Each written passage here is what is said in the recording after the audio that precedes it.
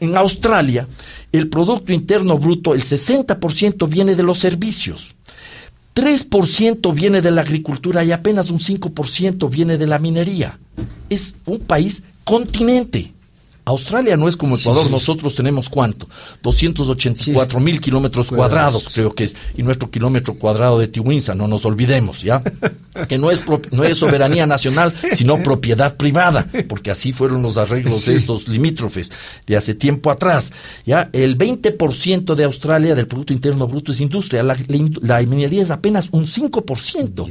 ¿Pero qué es Australia? Casi un continente. Claro.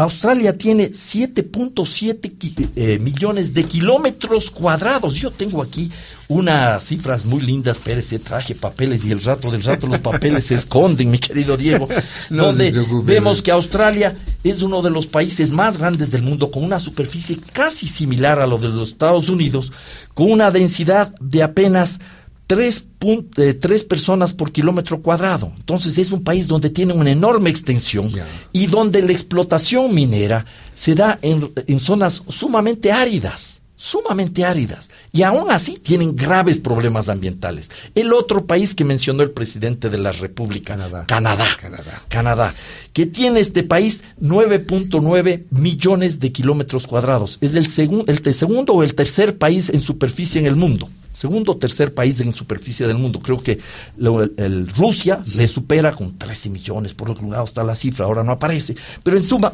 Canadá tiene una densidad de habitantes de 3.4 habitantes por kilómetro cuadrado. En este país lo interesante, con 34 millones de habitantes, Australia tiene, para dar la cifra exacta, 20.6 millones de habitantes, ¿ya?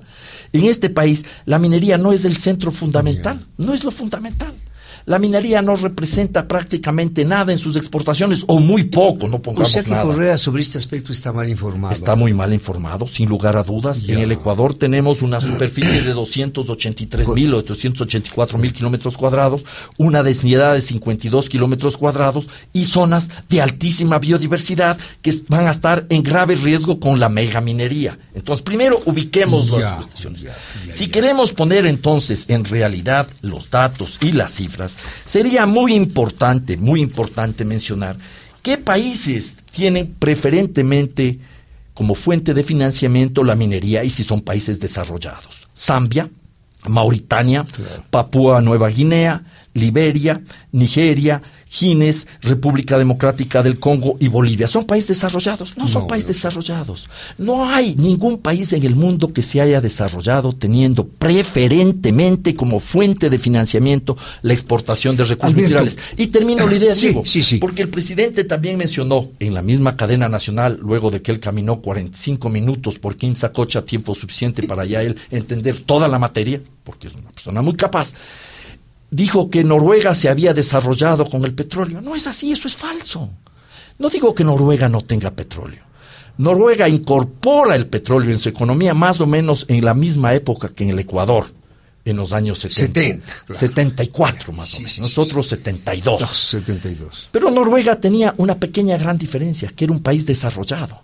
Uno, tenía una sociedad equitativa. 2, un aparato productivo ya vigoroso, con una enorme densidad.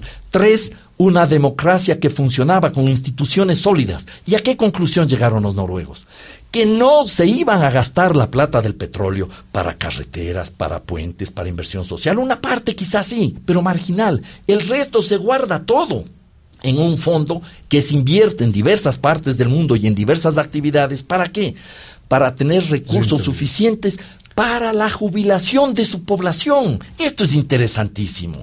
El fondo petrolero de Noruega es gigante, es enorme. No se gastan la plata aquí en propaganda, no se gastan la plata en marchas ni en aplausos sabatinos. No, la plata se invierte para el futuro. No se desarrolló en base al petróleo de Noruega. Noruega ya era un país desarrollado. Hay que conocer un poco más de estas cosas antes de pronunciarse con tanta ligereza. Yo creo que este es un asunto importante. Y luego un asunto, Diego, concluyamos la idea. Ecuador ha sido un país producto. En esencia, en la economía hemos sido un país producto.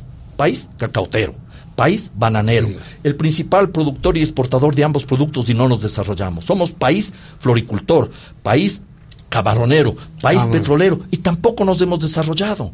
Y abrir la puerta este rato a la mega minería y creer que nos vamos a desarrollar es un engaño. Es un engaño. Discutamos. Yo no quiero imponer una tesis. Lo que yo quiero es abrir la puerta a un debate sereno, mesurado, con argumentos, para que la sociedad no entre con la misma novelería que a la postre resultó irresponsable, como a la época petrolera. Recordemos, Diego, viernes, puedo fallar en el día, pero no en la fecha. Viernes 26 de junio del año 1972. Se trasladó, llegó el primer barril de petróleo al... En una cureña. No, en un tanque de guerra del ejército, ya los videos, las tomas de fotografías.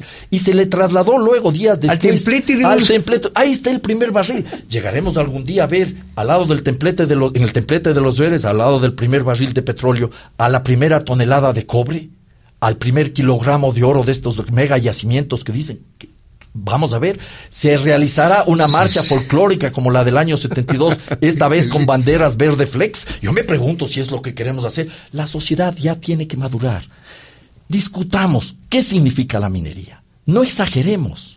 No tratemos de generar expectativas que luego nos van a hacer despertar en una realidad muy dolorosa. Primero, porque no hay tantos recursos minerales. Segundo, porque esa plata no necesariamente se va a transformar en desarrollo. Y tercero, porque esa no es la senda ni para el desarrollo ni para el buen vivir. Alberto Acosta, en el programa Buenos Días, el tema general, el Ecuador inicia la minería a gran escala. Para que todo quede perfectamente claro, don Alberto, dos preguntas. ¿Cuál es el real potencial minero del Ecuador? Para que quede perfectamente claro. Esa es una pregunta que no la podemos resolver con absoluta claridad y transparencia, porque no tenemos la información suficiente. Las cifras que se emplean son cifras que vienen de las mismas compañías, Diego, y esta es la realidad. Entonces, tenemos derecho a dudar, porque las empresas, insisto, magnifican los números para obtener sus resultados. Mire, por ejemplo, se decía en Quimsacocha, ¿ya? Inicialmente las cifras hablaban de 3.3 millones de onzas de oro, ¿ya? En la zona esta de Quimsacocha, que no son solo las lagunas. Quimsacocha no son las 3 lagunitas, 20 hectáreas. Es todo el páramo, todo el sistema hídrico que representa el páramo, no son solo las lagunas, ¿ya? Se hablaba de 3.3 millones de onzas de oro. Y ahora oigo que hablan de 2 millones. Las últimas cifras hablan de 1.5 millones de onzas de oro. Entonces no son tan grandes. Comienzan a reducirse las cifras. No tenemos una cifra clara. Y yo creo que es importante entonces aterrizar las cifras. Sería muy, muy bueno que se constituya una suerte de Instituto Nacional de Geología que dé paso a la elaboración de los estudios serios y sólidos para saber en qué nos estamos metiendo. Y luego tomarnos en cuenta lo que esto representa, Diego. Porque alguien diría, 3.3 millones de onzas es mucho, ¿ya? 1.5 millones de onzas ahora con el precio de oro que está este rato bordeando ya cerca de los $2,000 por onza de oro, es mucho dinero, sí, sin duda alguna es mucho dinero, pero ¿cuál es el impacto real que eso va a tener en la economía? Le voy a dar algunas cifras del otro yacimiento que está en discusión, que es un poco más grande. Fruta del Norte. Fruta del Norte. Quimsacocha y Fruta del Norte son yacimientos no a cielo abierto, son por túneles. No hay esa grave afectación de provocar un tajo en la tierra, pero hay una grave afectación por la cantidad de material que se saca y lo que eso provoca. El caso Mirador sí es a cielo abierto, ya donde existirían 4.6 millones de toneladas de cobre y otros productos como molibdeno. Pero concentrémonos un ratito en Fruta del Norte para graficarle a la ciudadanía de qué estamos hablando. Cifras que han manejado, ahora oigo otras, pero con las que yo comencé a trabajar se hablaba, la compañía nos decía del yacimiento Fruta del Norte, en la cordillera del Cóndor, que habría 13.7 millones de onzas de oro, ¿ya? Si calculamos como estamos diciendo $1,800, $2,000 por onza, es una cantidad importante de dinero.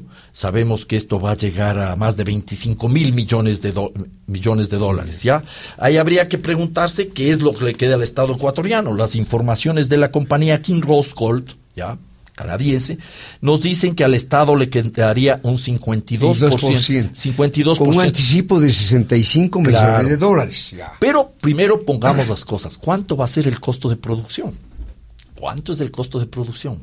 Kinross, en los estudios iniciales, en un estudio de prefactibilidad, decía que va a costar como $214 la explotación de cada onza de oro. Ahora está diciendo la empresa que eso hay que revisar, que los costos han subido un 25-30%. Estamos hablando de $280-300 por cada onza de oro. Por cada onza de oro. Y luego se establece un sistema por el cual las regalías adelantadas son 65 millones. Se paga de tasa de impuestos sobre la renta de sociedades 22%, una contribución por reparto de utilidades igual al 15%, 3 de esas utilidades van a los trabajadores, 12 van a los gobiernos seccionales, que es un mecanismo para aceitar este proceso en las comunidades. El total es que al Estado ecuatoriano le quedaría el 52%, las cifras oficiales. La pregunta que yo me hago es, ¿está considerado en eso el costo de reparación ambiental? Tenía sobre eso una pregunta, que nos dé detalles del proyecto y de la forma en que podría afectar a la naturaleza y a las comunidades del sector. Bueno, la pregunta es aquí. Entonces, uso cifras de la compañía. La compañía dice, no es a cielo abierto la mina Fruta del Norte, que para extraer una onza de oro hay que mover 28,000 kilogramos de material. Por cada onza de oro. 28,000 kilogramos de material. 28 toneladas por cada onza de oro. Si estamos hablando de 13.7, estamos hablando de 384 millones de toneladas. 384 millones de toneladas, es muchísimo.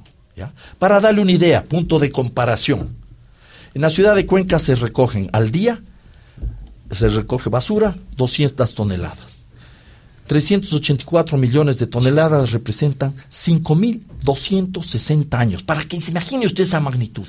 Eso equivale entre 4 y 5 panecillos de la ciudad de Quito. Se imagine la cantidad. ¿Dónde se va a poner? No hay un hueco. No hay un hueco, y reconozco. Si no digo que sea cielo abierto. Pero ¿dónde se va a poner ese material? ¿Qué afectaciones se va a provocar en la naturaleza? Y aquí viene el problema medular. No solo el material que sale, sino el tipo de material que se extrae, Diego. Son rocas que en el subsuelo no provocan ninguna contaminación. Pero cuando salen, al estar en contacto con el aire o con el agua, y ahí llueve mucho, la pluviosidad es enorme, ¿ya?, provocan lo que se conoce como el drenaje ácido. Y esa contaminación, Diego, dura decenas de años o centenas de años. Hay minas que contaminan desde hace más de 2.000 años, como la Río Tinto, una mina de los romanos en España. Esa es la realidad. Y ahora dirán que la tecnología moderna va a impedir que... No, por favor, seamos un poco más serios en las cosas. La minería contamina. Y la megaminería contamina mucho más. Esa es la realidad. ¿Cuál es la afectación que va a provocar? Entonces, ¿quién va a asumir ese costo? ¿O es que vamos a ser tan irresponsables de dejar los daños ambientales para las calendas griegas, como sucede en el caso de la Amazonía ecuatoriana? La Texaco provocó destrozos enormes, gigantescos, y ahí hay un juicio que está planteado. Se está hablando de más de 20,000 millones de dólares. En el ámbito de la minería, hay estudios, Diego, hay estudios que nos dicen que la reparación por tonelada de material removido, no por tonelada o por gramo del mineral definitivo, ¿ya?, está en el orden de 5 a 64 dólares por cada tonelada, 5 a 64 dólares. Si estamos hablando de 384 millones de toneladas en una zona de altísima biodiversidad, y pongamos la cifra media, 30 dólares por tonelada, el proyecto ya no es rentable. Se acabó la rentabilidad del proyecto. ¿O es que los pasivos ambientales, los costos ambientales, los vamos a asumir nosotros como ecuatorianos? Esos son temas que hay que hablar. Esos son temas que hay que hablar. Y de los que no se habla. Se habla. Por eso yo espero que los contratos sean transparentados y que nos indiquen quién y cómo va a garantizar que los impactos ambientales sean minimizados, y segundo, que la afectación ambiental sea asumida por alguien. Este rato tiene que ser por la compañía. Y luego hay otro tema adicional, Diego, que es gravísimo, que no se habla esto, de lo que se conoce como subsidios ocultos. ¿Qué es esto de los subsidios ocultos? ¿En cuánto le vamos a entregar, por ejemplo, la electricidad a la empresa? ¿A qué costo? Y la empresa ya dice que le vamos a dar a 6.8 centavos. Ya han negociado para que le demos la tarifa de cliente industrial. O sea que habrá que generar gran cantidad de electricidad porque se requieren muchísimos megavatios, decenas, centenas de megavatios para la mega. ¿Y quién va a pagar? Le vamos a dar a costo de cliente industrial. ¿Quién va a asumir el costo de las carreteras y de los puertos? El Estado ecuatoriano, pues tiene que hacerlo. ¿Quién más va a hacer? ¿No es cierto? ¿A cuánto le vamos a dar el agua? Normalmente las empresas mineras no pagan nada por el agua.